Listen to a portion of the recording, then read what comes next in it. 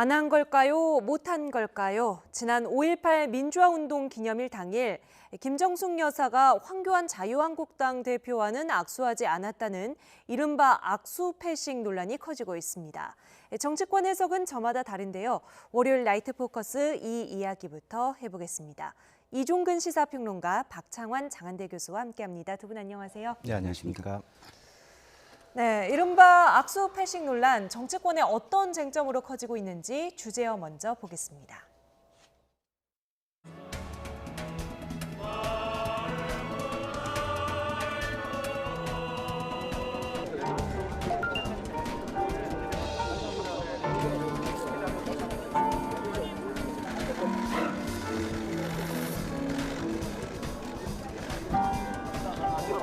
제가 봤습니다. 이해찬 대표와 악수하고 황 대표를 건너뛴 다음 손학규 대표와 악수를 하고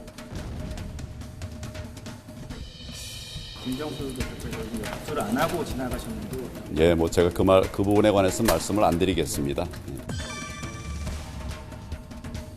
참 못났다. 참 못났다.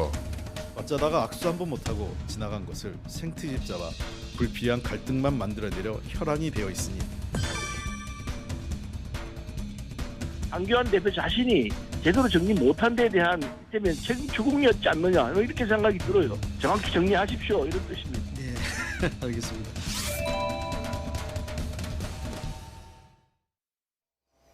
네, 휴일을 넘기면서 논란은 더 커진 것 같습니다. 두 분은 5.18 기념식 장면 어떻게 보셨어요?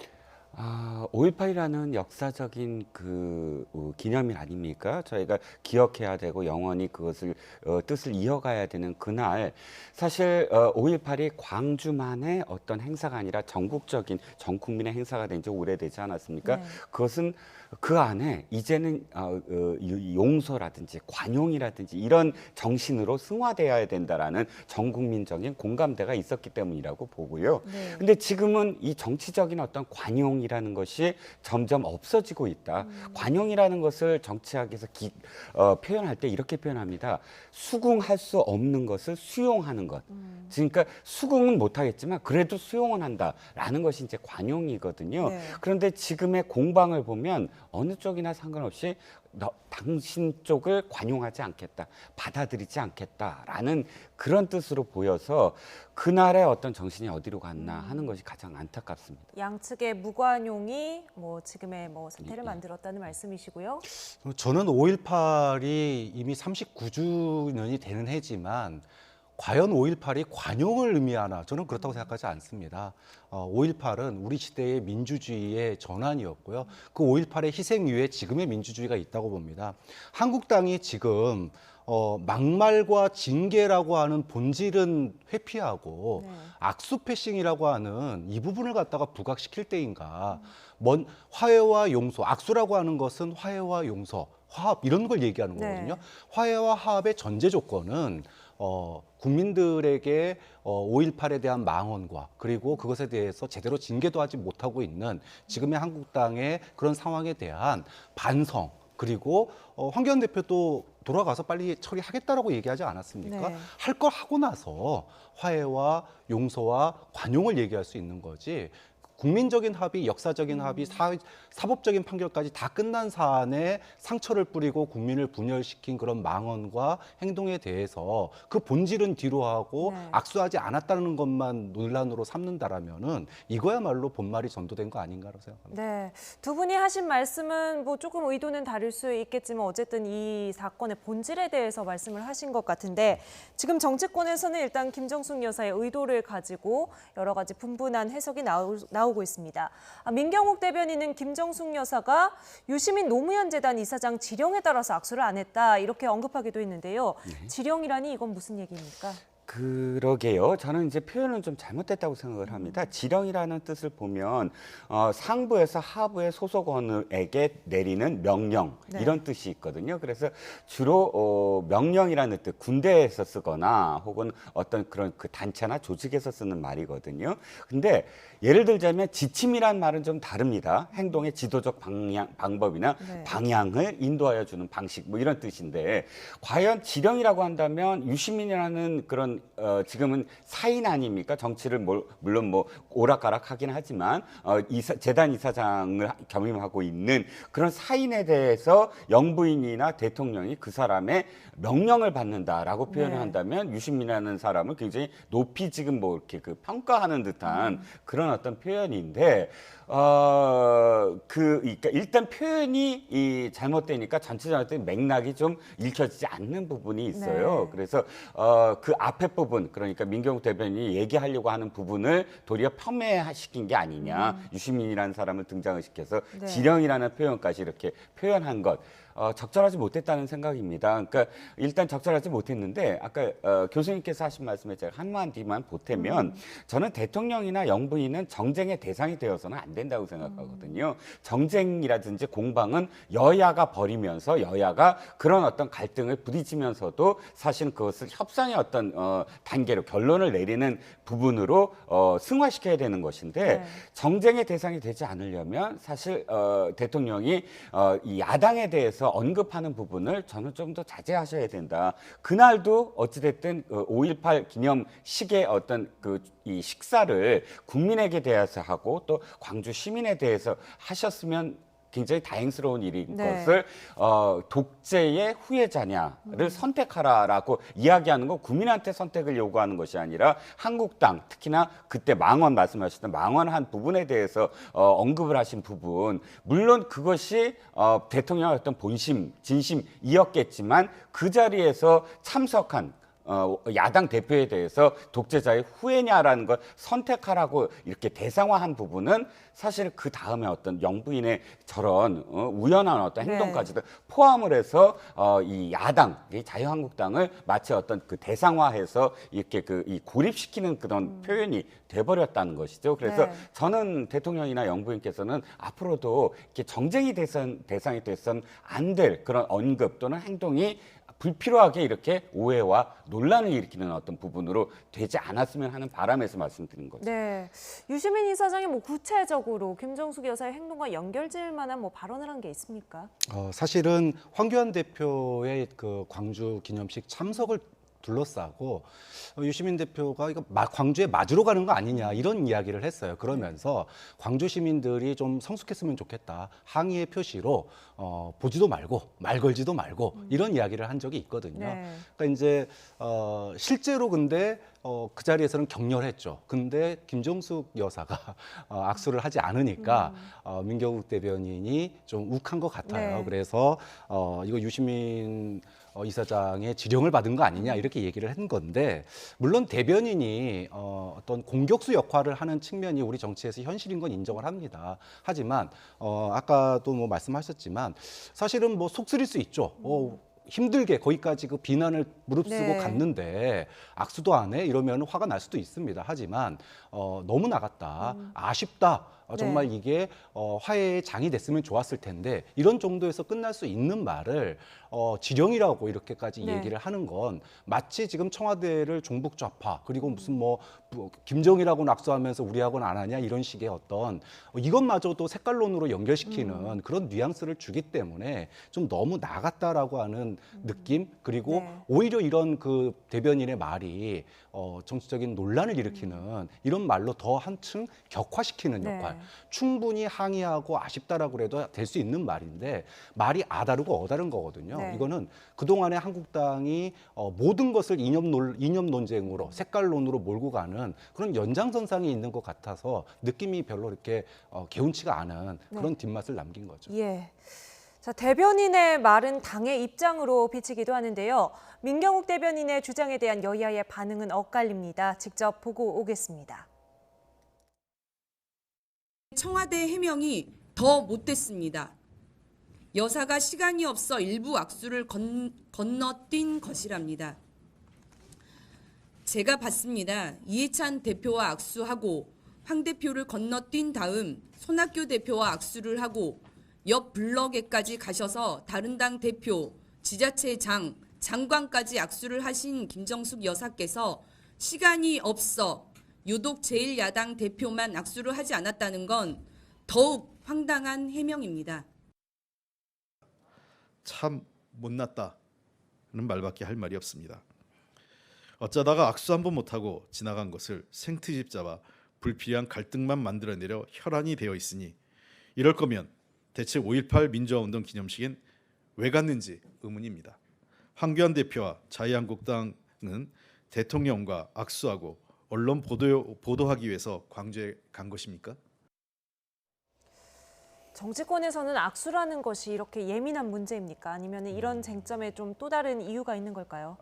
저는 두 가지 다죠. 왜냐하면 의전이라는 건 굉장히 중요합니다. 그러니까 대통령이나 영부인이 국내도 그렇고 국내 내빈들이나 혹은 국외의 다른 나라의 정상들 또는 외빈들과의 행동들은 사실은 메시지로 전달될 수가 있거든요. 우리가 정상회담을 하는데 정상회담에 어떤 내용으로 서로 이야기를 했다만 기사화되는 건 아니지 않습니까? 같이 눈을 마주쳤다거나 같이 뭐 어떤 어딜 걸었다거나 한 사람이 웃었다거나 누가 팔꿈치를 누가 먼저 잡았다거나 이 모든 것들이 사실 기사가 되는 것은 그것이 그냥 우연이 아니라 어떤 메시지를 담고 있는 것인가에 대해서 우리가 생각을 하는 것처럼 악수나 혹은 눈인사나 이 모든 것들은 하나의 어떤 메시지로 전달될 가능성이 있기 때문에 의전이라는 것이 사실 그 컨텐츠보다도 더 중요하다, 뭐 내용보다도 더 중요하다 이런 이야기를 우리가 하고 있는 것이고요.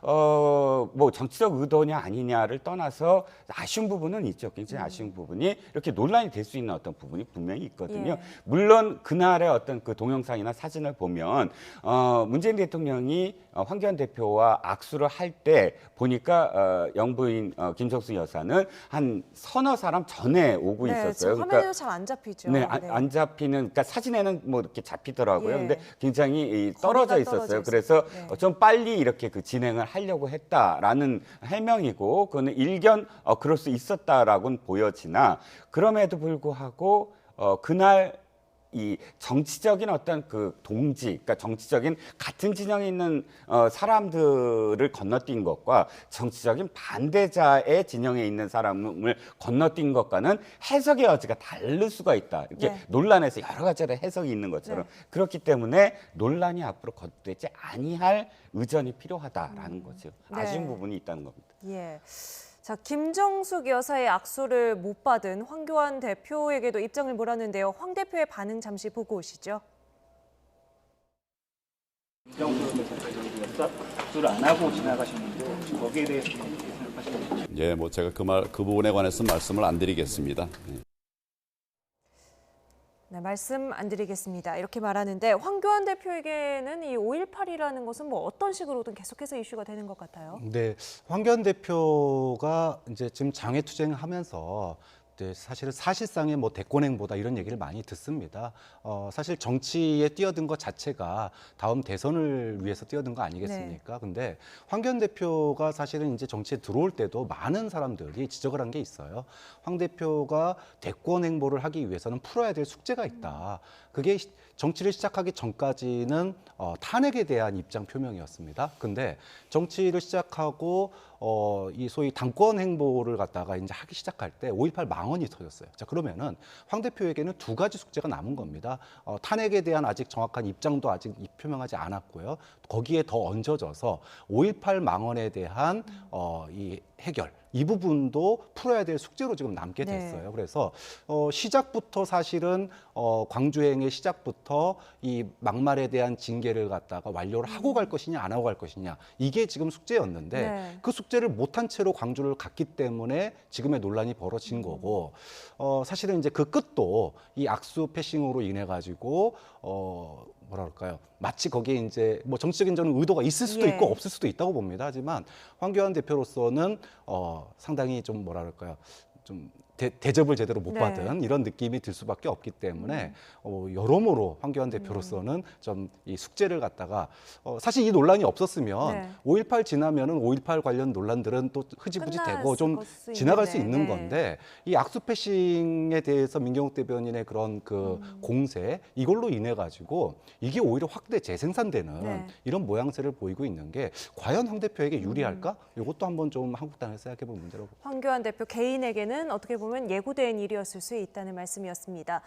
그런데 김정숙 여사가 황 대표와 악수하지 않은 것이 고의였을 것이다, 이런 해석이 야당이 아니라 여당에서 나왔습니다. 누가 어떻게 이야기하는지 직접 들어보시죠. 한교안 대표 자신이 제대로 정리 못한 데에 대한 이때면 책임 주국이었지 않느냐 이렇게 생각이 들어요. 제가 현장을 안 봐서 모르겠습니다만은 만약에 그런 일이 있었다면 그렇게 해석하는 게 옳을 거라고 봅니다. 알겠습니다. 정확히 정리하십시오 이런 뜻입니다. 네. 네, 5.18 망언 징계 제대로 못한 데에 대한 무언의 메시지다. 조금 더 적극적으로 해석을 하셨어요. 어떻게 보십니까? 서른 의원의 이 해석은 사실 자유한국당이 사실 문제 제기를 한 거잖아요. 처음부터 의도가 있었다라고 얘기했는데 원내 수석 부대표를 포함해서 그러니까 더불어민주당 의원들이 아주 다 나서서 의도가 있을 수가 있느냐라고 네. 했는데 거기에 서른 의원이 나서서 의도가 있지 않았느냐 제대로 정리를 하시라라는 메시지였다라고 방점을 찍어버렸습니다. 사실은 서른 의원이 이런 것들이 이런 어떤 태도나 이런 발언은 한두 번이 아니었죠.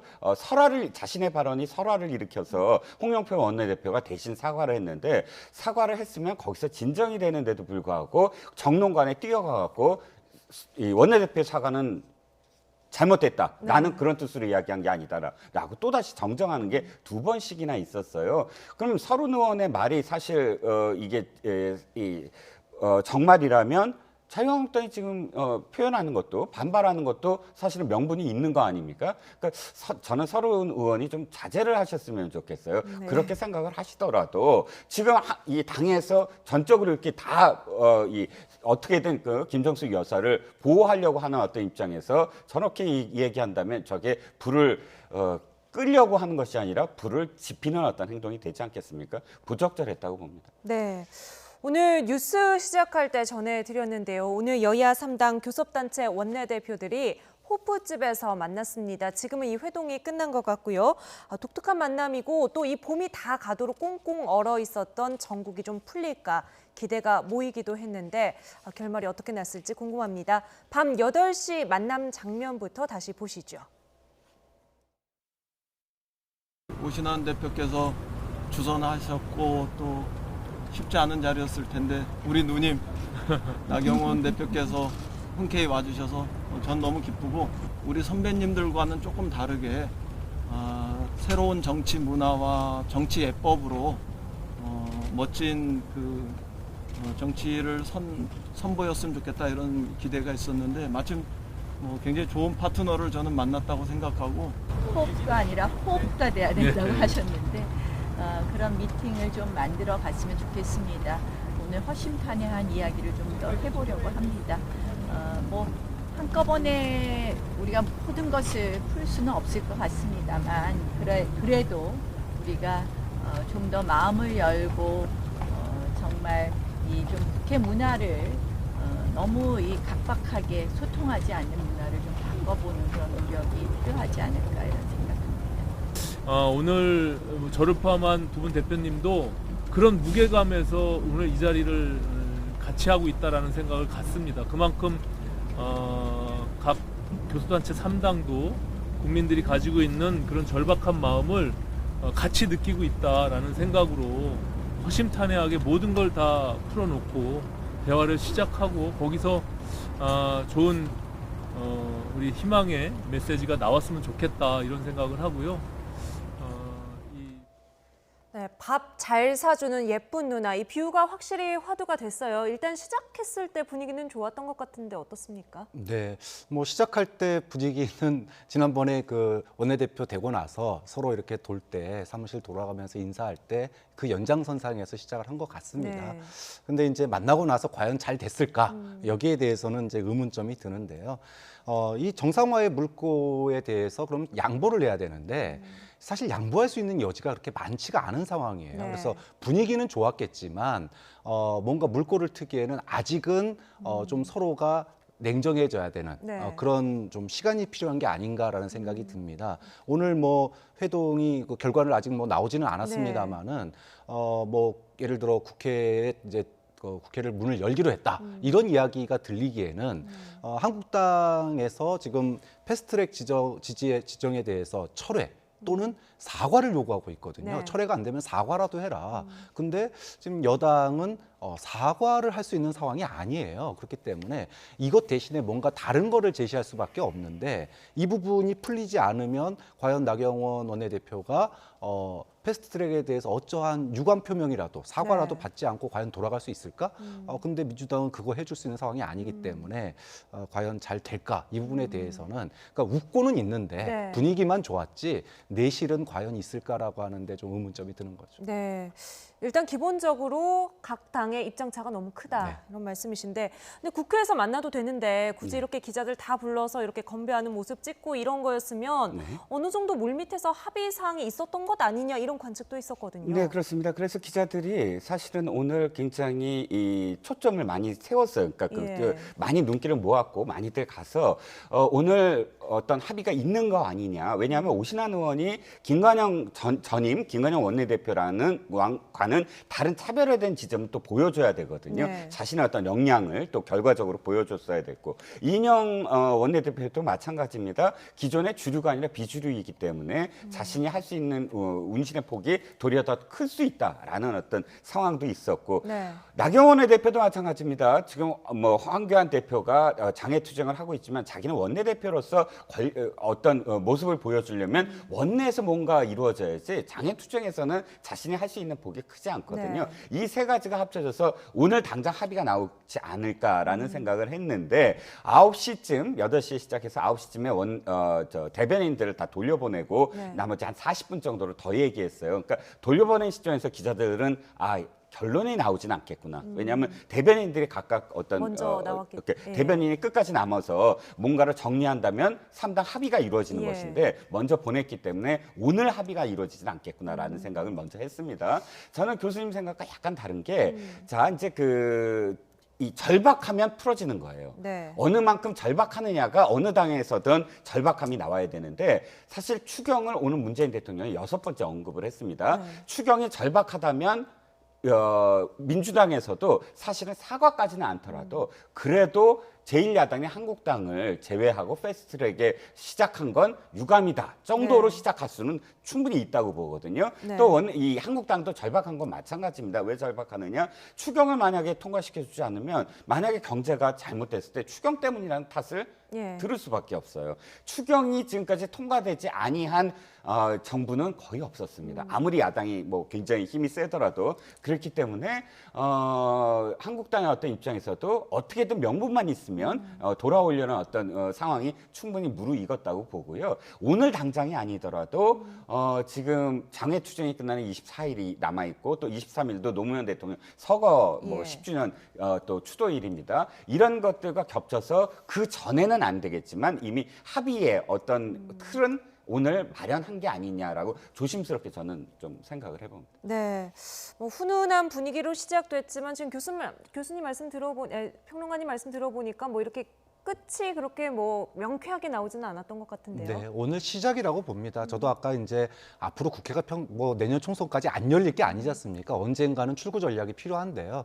다만 시간이 좀 더 필요하다는 겁니다. 이제 오늘 어떻게 보면은 어느 정도 이해가 됐을지도 몰라요. 하지만 서로가 각 당에 가가지고 우리 뭐 예를 들어 유감 표명하기로 했다 또는 우리 국회 들어가기로 했다 이런 얘기를 할 수 있는 분위기가 아니라는 겁니다. 네. 그래서 어느 정도의 물밑 합의가 있었더라도 아마 좀 뭐 두 번 만나고 한두 번 더 만나고 그러면서 뭔가 좀 자신들의 요구가 관철됐다라고 하는 그래서 당에 돌아가서 내가 이런 걸 관철시켰다 이런 명분을 가지고 가야 되거든요. 네. 근데 그러려면 조금 더 시간이 필요하겠다 이런 생각이 드는 거죠. 맥주 회동이라는 말 대신에 호프 회동, 호프 미팅 이런 말을 썼습니다만 그만큼 호프를 희망으로 좀 해석하고 싶어하는 원내대표들의 모습, 대화가 계속해서 접점을 찾아갔으면 좋겠습니다.